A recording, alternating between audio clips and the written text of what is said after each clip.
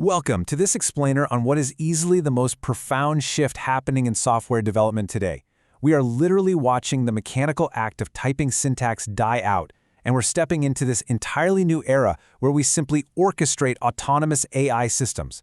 It's not just a fancy new tool update, it's a complete, ground-up reinvention of how we build technology. Here's our agenda for today. We're going to cover the shift to intent, the agent formula, inside the harness, the orchestrator role, and finally, future risks. Let's jump right into Section 1, the shift to intent. To understand the reality of where we're at right now, check out these numbers. This isn't some far-off sci-fi prediction, it is our current baseline. 85% of professional developers are already regularly using AI coding agents. And get this, an incredible 41% of all new code is now entirely AI-generated. The ground has completely shifted beneath our feet. But we really need to draw a hard line here, because there's a massive gap between casual vibe coding, where you just toss a prompt at an AI, grab some code and copy-paste error messages back and forth until it magically works, and true, disciplined, agentic engineering. Agentic engineering means the AI is operating within strictly structured, deterministic boundaries. It's got automated CI/CD gating. Honestly, it's the stark difference between hacking together a fragile prototype and deploying a rock-solid, reliable system to production. So, how do we actually build those reliable systems? That brings us to Section 2, the agent formula. Now, you might be totally shocked to hear this, but the almighty large language model, the big AI brain we all talk about, actually only makes up about 10% of a production-ready coding system. We spend so much time obsessing over the models, but they are just a tiny fraction of the whole equation. The real secret sauce is this absolute critical formula right here.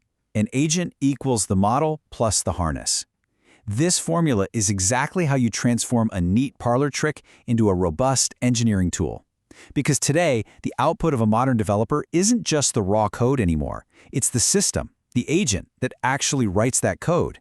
And to make that system work without falling apart, you absolutely need the harness. Let's crack that open in Section 3, inside the harness. Okay, so if the model itself is just 10%, what makes up the overwhelming majority? Well, it's the harness. This is the heavy-duty infrastructure wrapped around the model. We're talking about secure sandboxes where the AI can safely execute its code, dynamic tools it can reach for on the fly, an orchestration layer to manage complex tasks, and super strict guardrails to catch hallucinations before they do any damage. Basically, if the model is the brain, the harness is the body that actually gets its hands dirty in the real world. And this harness is what allows us to tackle the hardest part of software engineering, crossing that brutal, context-heavy final 20% of a project. A proper harness closes this gap using automated verification loops, where subagents basically double-check the code being written. It uses strategic human-in-the-loop reviews, and it curates what we call golden data sets from those reviews, allowing the entire system to continuously self-improve. Which naturally leads us to Section 4, the orchestrator role. As this new architecture starts handling all the syntax and boilerplate for us, our role as humans totally changes. I literally love this quote from DeepMind's Logan because it grounds us so perfectly. He says, "Computer science education has always been about how to think, not how to type keys into a keyboard." The true essence of computer science, the deep logic, the architectural decision-making, the problem-solving, all of that remains entirely intact, even as the mechanical act of typing just fades away. Think about how wild this is. In this new life cycle, the implementation phase collapses from weeks down to literally minutes. It completely flips your workflow. First, you express your intent using natural language. Second, the agent goes off and generates the code inside its harness. Third, your job is to evaluate that output as an orchestrator. And finally, you deploy. You're no longer the typist. You're the conductor of the orchestra. And because of that, the primary bottleneck in development has fundamentally shifted. It's no longer about finding the time to sit down and write hundreds of lines of syntactic boilerplate. The bottleneck is now directly on us to provide high-quality requirement specifications and rigorous human verification. Think about it. If you don't ask for exactly the right thing, the agent is just going to perfectly execute the wrong idea very, very quickly. Finally, let's zoom out for Section 5, future risks. Looking at the macro level of all this, we are rapidly moving toward what experts call long-running agents. These aren't just systems that spit out an answer to a single prompt. They go off on their own to complete massive, iterative tasks over hours or even days. We're talking deep research or autonomous coding loops where they test and verify their own work continuously.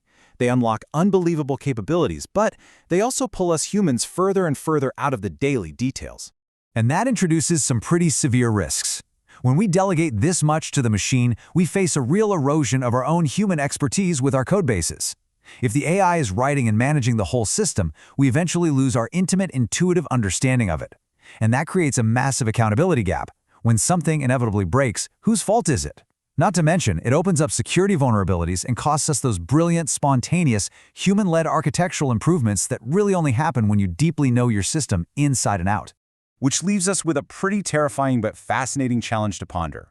As we transition from being coders to orchestrators, literally commanding vast agentic networks at the speed of thought, how on earth do we maintain control over complex systems that we no longer intimately understand? Seriously, what happens when the orchestrator forgets how the instruments actually work? Keep that in the back of your mind as you navigate your own evolving workflow. Thanks so much for joining me on this explainer, and keep exploring.